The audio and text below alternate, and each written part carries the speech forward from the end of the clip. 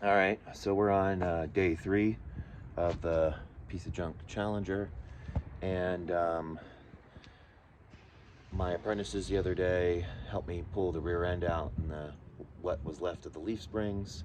And today I'm bolting in new leaf springs, new shackles, and new front bracket supports, leaf spring supports, whatever they're called.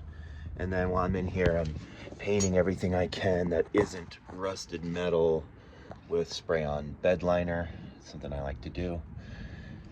Everywhere I'm not going to be welding, so not in this area here, because we're still cutting that out, seeing how far we need to go. But so far, it's looking pretty. Hey y'all, working on the piece of junk Challenger. The other day, you guys saw that me and my apprentices removed the rear and got a bunch of the old brake lines, fuel line, and got the leaf springs fully removed. We found on that day that I knew I needed new rear shackles because I had to sawzall the old ones out, but I realized the front leaf spring support, the bolts and the studs were completely rotten out, so we had to cut those out. So today I bolted in the new leaves with new front support bracket and new eBay shackles that we're going to clear coat to keep them from rusting, because they look like they're going to rust about 15 minutes after I finish this job. Finding a bunch of things in here a little more rusted than I'd like, a little more, looks like it wrecked and bent in, and someone's hammered it back into place. We're probably gonna leave all that. I might sink some bolts in it to strengthen it up, but we're gonna leave it. So I think we're on day 5 of the Challenger, and we're still demoing a lot of stuff, but getting things starting to put back together. I'm not sure, I touched on it the other day, but we got the new Summit leaf springs in, and the rear shackles and the front brackets. I went ahead and clear coated them all, and then when I stuck them back in the car, I just painted them all black. I've undercoated, spray on undercoat the whole underside of the car, frame rails, everything. It seems to work okay. And I just went ahead and sprayed the inside, vacuumed out the inside of the car, and did spray on bed liner in here. I did my duster this way too. And then on a really hot day, we're gonna put some of that Amazon special insulation rubber pads, but there's no real holes in here. You know, they did a bad job of riveting in front floor pans, but they're in there pretty securely, and I'm just gonna seam sealer them and leave them as they are. I gotta get this shifter out and transmission out here soon, but it's looking pretty good. I'm not sure if you guys can pick up on that, but spray on bed liner works pretty good.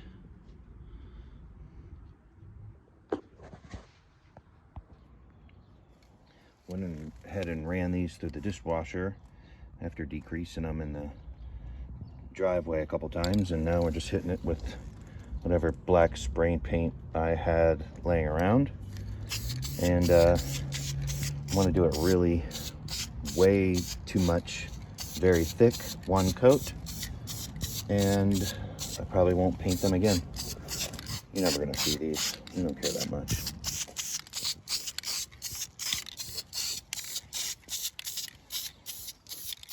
Stuff stinks way worse than most paints. I'm not sure why.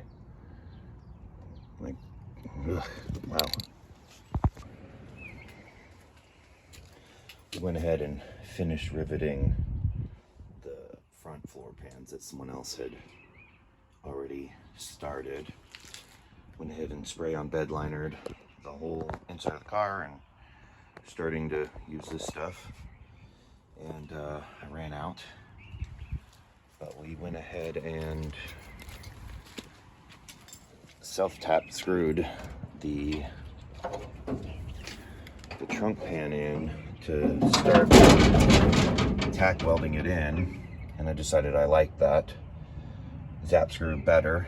So I started replacing all the zap screws one at a time with rivets. So it's not the greatest job, but we have a trunk.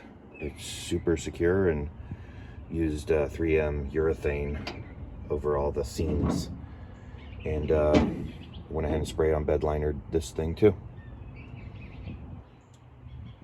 That hole over there I got a patch clearly, but I'm leaving the pan as a whole. That's it.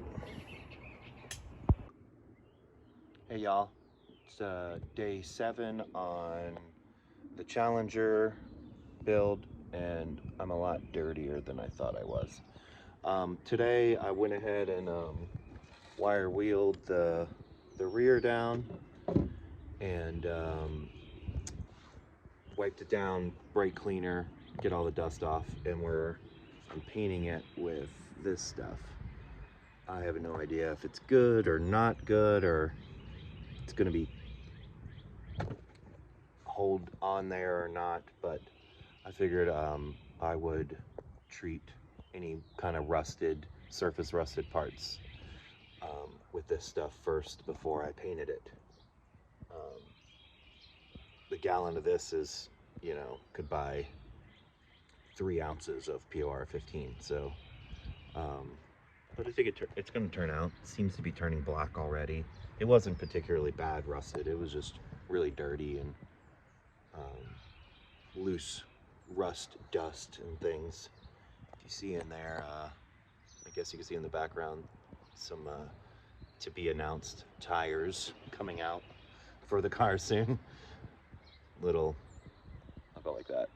Well, I'll show you guys the after, what it looks like after it dries and after I paint it.